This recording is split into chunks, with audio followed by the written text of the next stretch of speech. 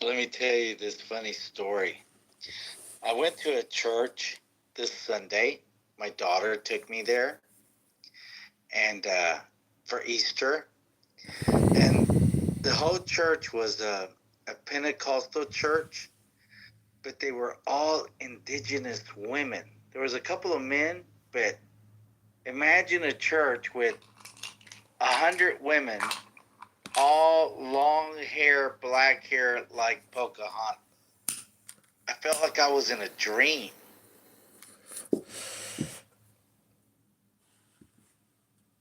Yeah, I think that's kind of like deja vu.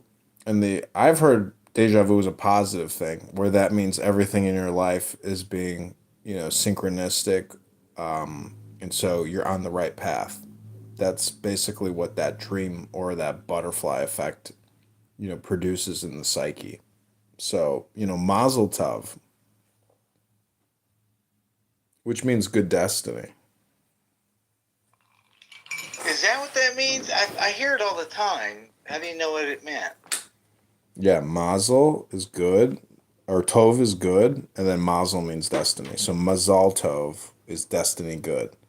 And in Spanish, it's the same thing. But anyways, that means that, all your cylinders are firing as should. Do you feel that way?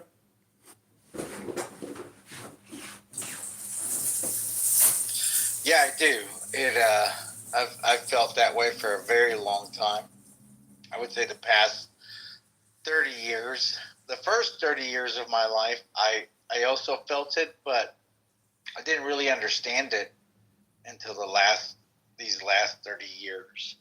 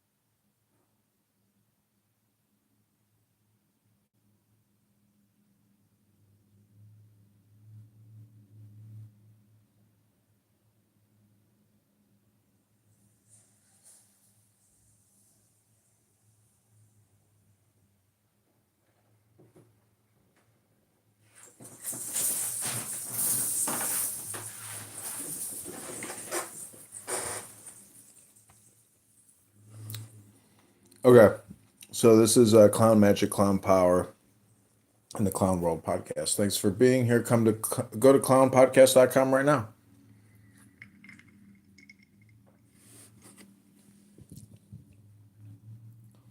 Amazing what ice will do for you if you have swelling on your flesh.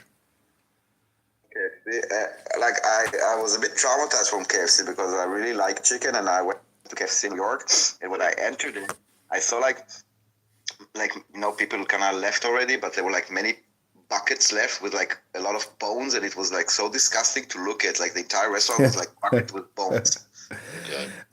Yeah, it's always disgusting when you see chicken bones and remnants because people are such disgusting pigs and they throw their garbage all over. And when you see chicken like in the street, it's so repulsive and disgusting because you see the sinews. And but the thing is, you realize that like that's a human who threw that there, and that person is disgusting. But somebody's got to clean up everything, and that's the problem with basically the Gaza Strip is it's the Jewish responsibility to have to clean this shit up.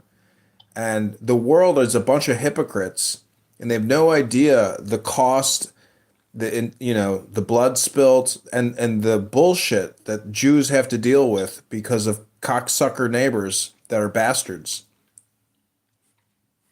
How we doing, Republican Chicago? We were just talking about you under a different name, Cheeseburger.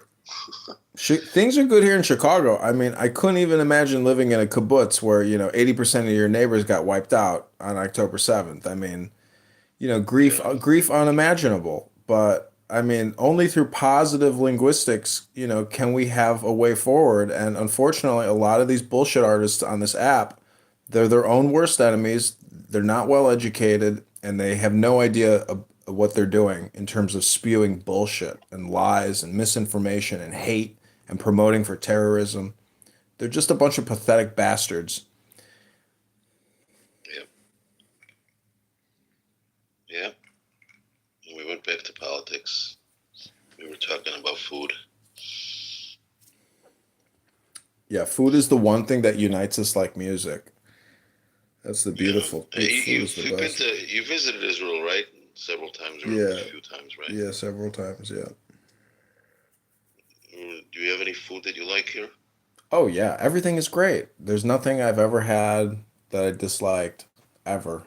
Can't think of anything once where I wasn't always just in ecstasy.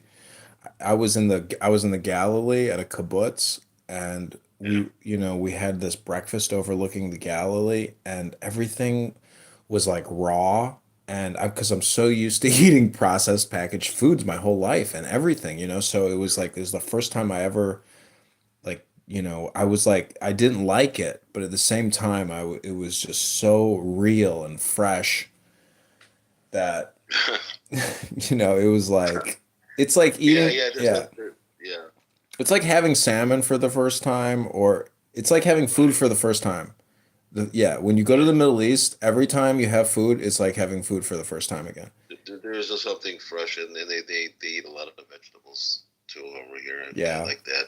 You realize as an American how horrible your diet is, like how inorganic, how unnatural, how packaged everything is. The grocery store is a store of boxes of packaged plastic food. It's fucking horrible.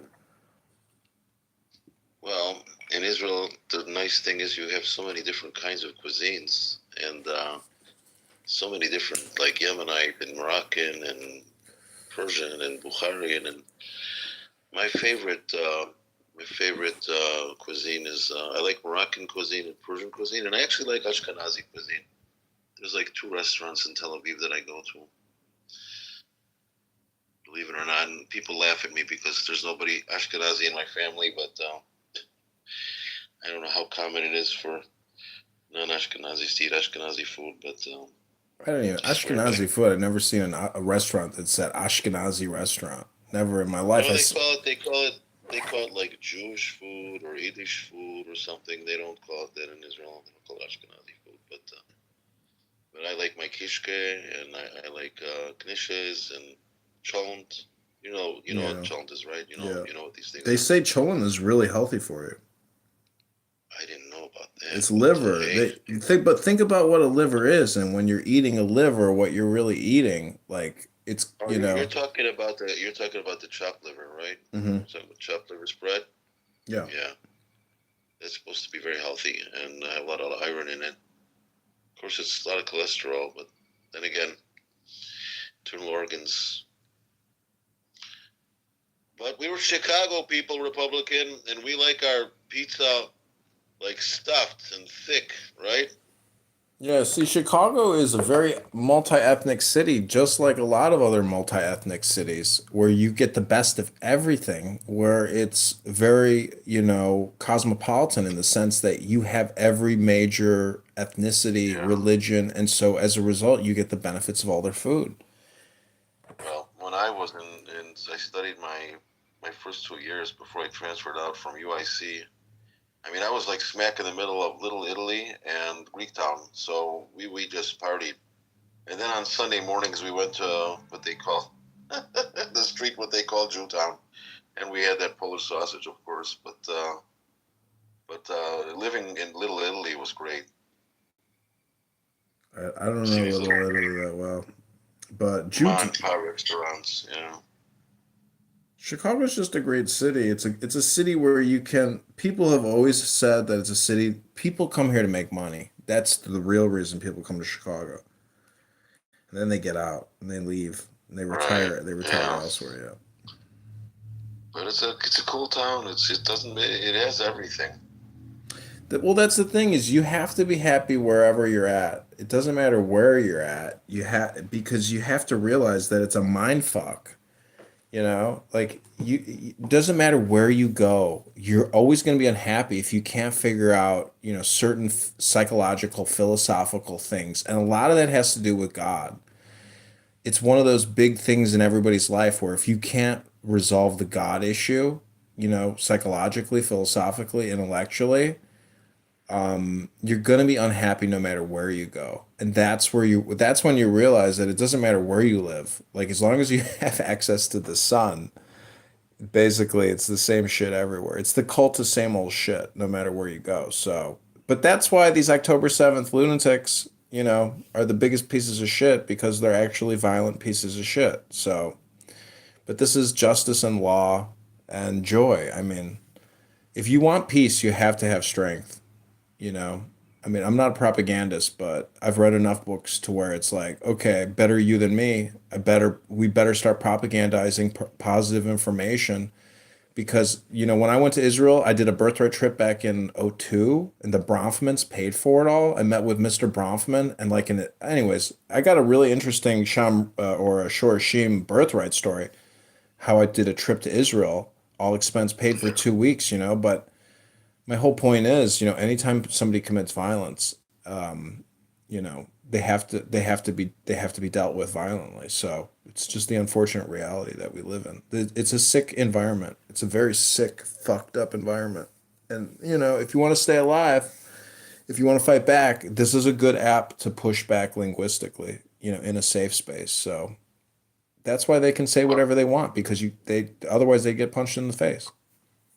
I can say about this app, I've been like I used to be so naive before I got into this app, and I thought when I was a cab driver, I was exposed to all kinds of people. But when I got on this app, unbelievable the level of between smart people and stupid people. I've heard some of those stupidest things I ever never could imagine. I heard on these apps, and I didn't know anything about BHI, and I didn't know anything about all these other kind of just amazing what goes on in the minds of people. I don't know. It's a whole symbolic thing where it is a question of education. People wouldn't be so retarded if they actually, took the time to honestly pursue a lot of information. I mean, people want cliff notes, but I mean, I can only say that through experience and buying books, I open up like 4 packages a day and continually purchase books and I got 1,000 books. I know that I don't know nothing, but I know that Right. these people know far less than I do. So, if you don't have a library in your back pocket, you're winging it and you're basically just doing, I mean, public emotional hypnosis. I mean, it's a lot Or of you nailed it on theatrics. the head.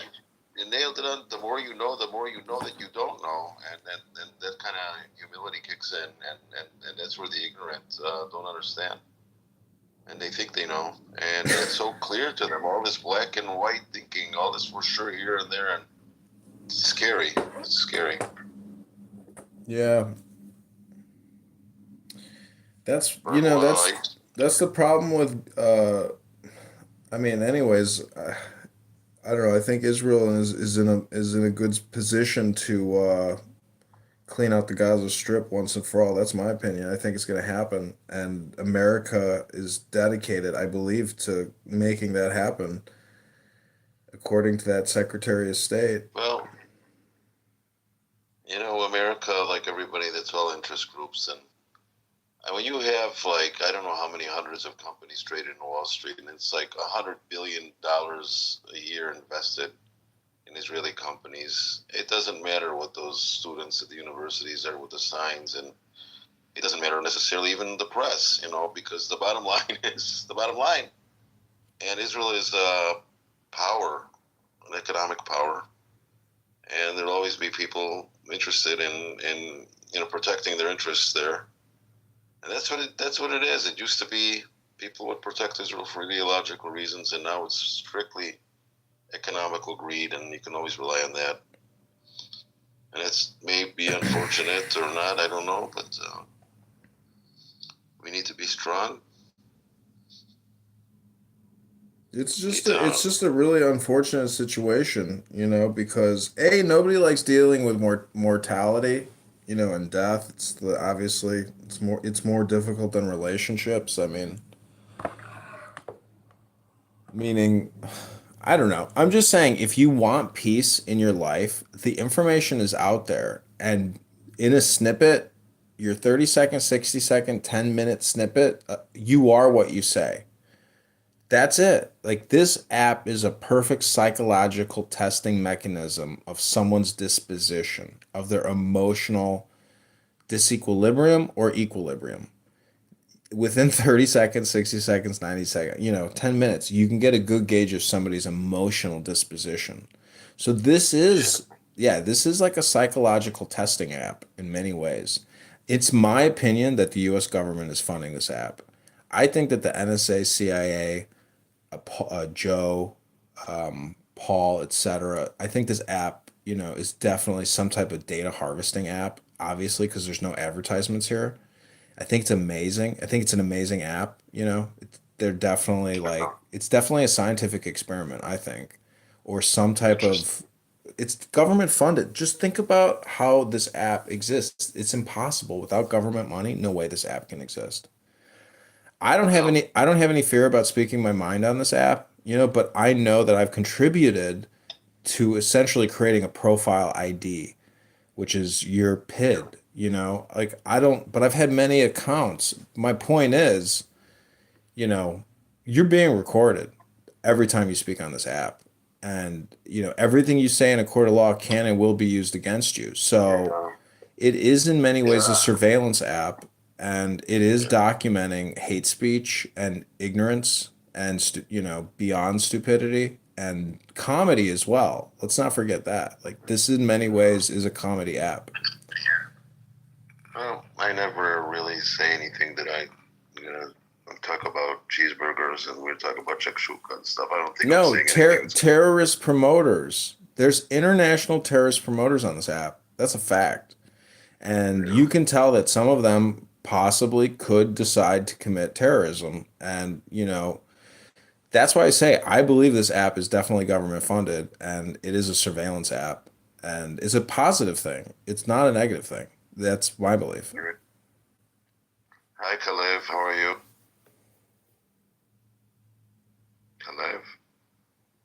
Kalev's giving me the silent treatment.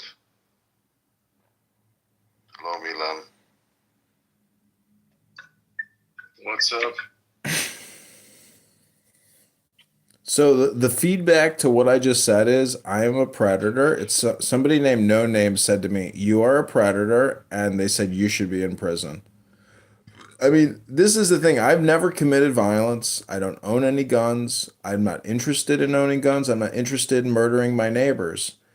Right. But you read enough Torah, or you go to enough courts, that law and justice are real, and that people on this app are not legal scholars, and they're essentially propagandists, misinformationists, but they're aggressive. And anyways, I mean, to me, the whole thing is, Daniel, Linda, Eitan, do the Jews know how to create peace? Do the Muslims know how to create peace?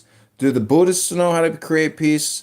Do the Catholics, Christians, whatever know how to create? Everyone has a peace system, but it is a communication system. In my opinion, it's a hypnosis. All communication is hypnosis. So just be careful of what you listen to because realize you're being hypnotized and it's going in your subconscious. You're a recording device and your time is limited.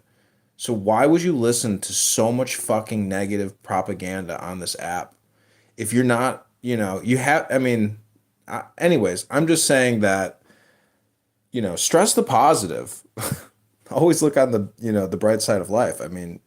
Singing in the rain. You have to emphasize the positive and force it. That's why studying Torah or reading, spiritual sacred texts is such a wonderful thing to do because it'll change your frame of mind. And this app can and will put negativity into you. It's full of fucking bullshit.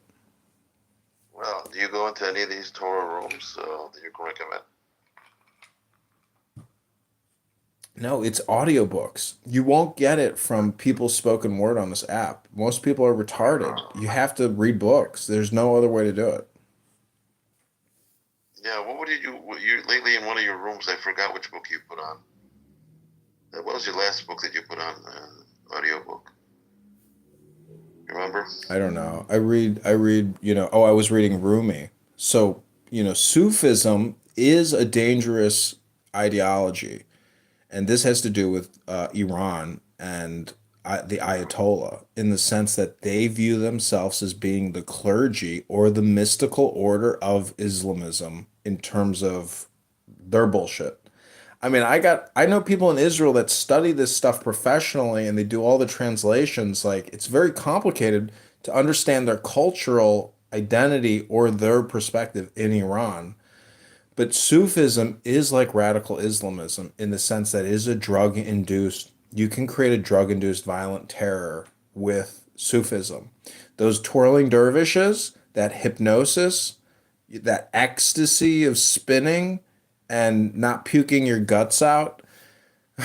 What I'm telling you is Rumi and all this Sufism stuff, it's wonderful poetry.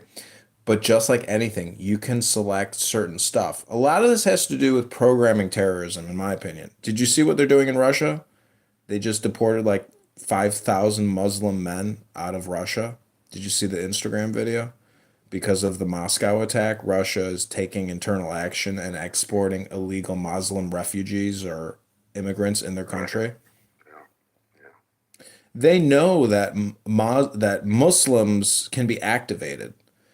They know that they're a potential domestic threat inside of Russia, and they're taking action as such. People will call it racism, but it's live on Instagram right now. You can see all these Muslim men at an airport in Moscow shitting their pants. You're gonna have to excuse me. I'm gonna have to step out for like 15 minutes. I don't know if you guys are gonna be in the room, but I'll see you then if you are. Bye bye. Take care of something here. Bye, Ethan. Okay.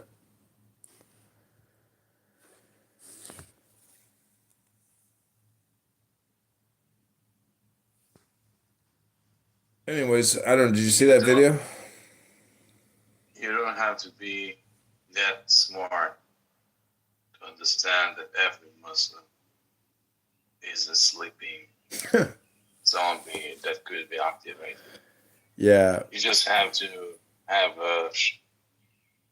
enough understanding of Islam. The environment has to be right. I will say that without the right environment, it is difficult to activate a terrorist in terms of brain control, mind control. They really have to be true believers to commit their lives, to taking lives. Like, they have to be really, it is a question of IQ. A young, dumb athlete convinced to commit acts of atrocity, that's what it takes. It's obviously smart people don't commit violence. So, that's why I'm saying. I disagree. I disagree with you on that one. No, I'm talking about terrorism inducement, not, professional soldiery. Yeah. I disagree with you on this one. I don't say that a lot of this, like, the problems of like Islam is led by ignorance. Yes, it is, but you also have a lot of educated terrorists. They just believe in that ideology, and they just throw all their education. I mean, I agree. Yeah, I mean, I agree with you. I mean, I know I'm like projecting, but I'm just saying that when you see when you see the interviews with these terrorists that the IDF has captured, and they're asking them, and they're being candid about the rape, about about being a murderous rapist, and going on a disgusting psychotic rampage and murdering people. They're candid about it. So I'm just saying, but you can tell they're low IQ. They're not educated people, obviously. So I'm just saying that, like, prior to October 7th, I think a lot of Yeah, these. but these are not all terrorists, right? So you have hierarchy within terrorists. So Yeah. you have the You get the. It's a hive mind thing. more Like, educated, no, I high agree with class that. I agree terrorists. with that 100%. It's a pyramid of intelligence. The biggest propaganda that Nasrallah or whatever his name is holding up that baby with the rifle. I mean, it is an insane. It is insane. Like it's really crazy. So it's really wild. Yeah, you can say about Nasrallah that he's wicked, but he's not stupid.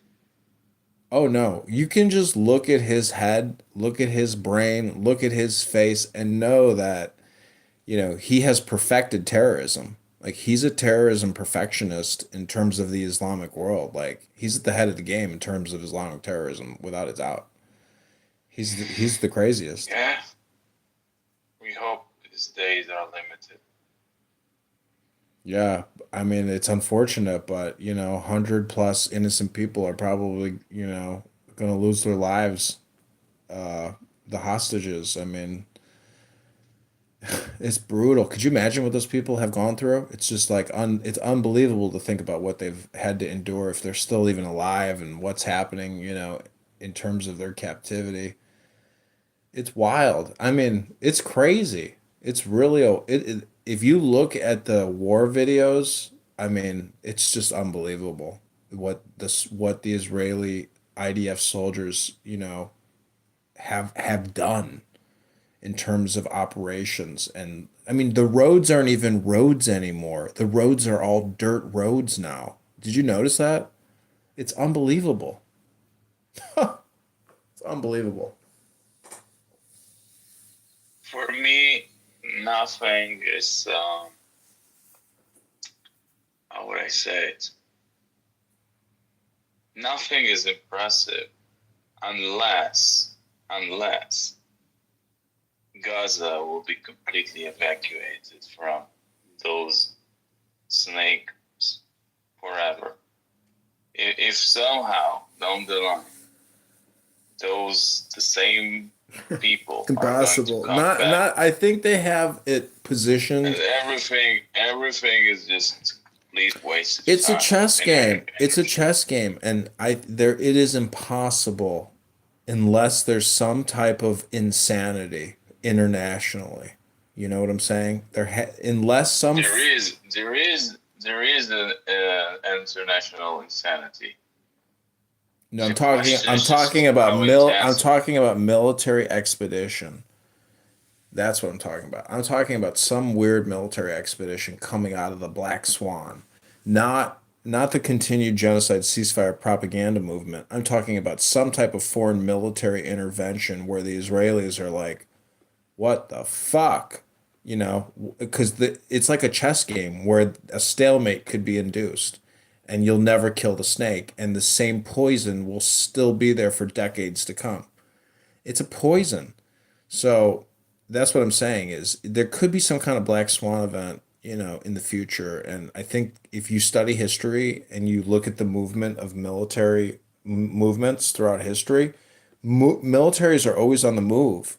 So I'm just saying that, obviously Israel is the master of their domain, but Israel, like, I'm just saying, black swan events happen. And because of the mass communication psychosis, who knows what the future is? It's totally unknown. So it's like one of those things where it's like in terms of project management, if the Israeli government can't prioritize because they have some type of internal dysfunction, I mean, for God's sake, like action is strength.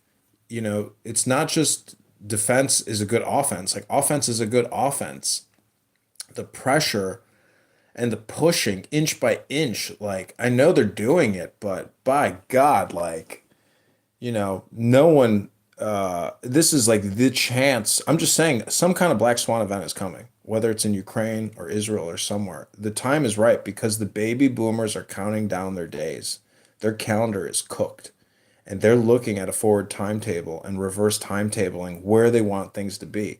But if Israel is not master of their own domain, that means that the United States is technically calling the shots. And, you know, I don't know. Israel has a lot of soldiers, you know, and some black swan event is coming. Wait. So you say Israel has a lot of soldiers? Yeah. What do you mean a lot? Like the Middle East is completely full. No, I'm saying in terms of like a game, Muslim. in terms of a game of push and tag, you know, and mass formations and capitulation and sacrifice, like Israel could win this, but it's just such a nasty sacrifice, you know? It's a brutal sacrifice because the hostages will pay the price, you know? It's like a movie set. It's a drama. It's a Shakespearean drama, you know? I mean, I don't know that how else can you look at it? Because this thing does have an expiration date. Like there is a reverse timetable probably in place, and the Palestinians just don't know that information. From my perspective, there are no 100 hostages. From my perspective, there are 10 million hostages.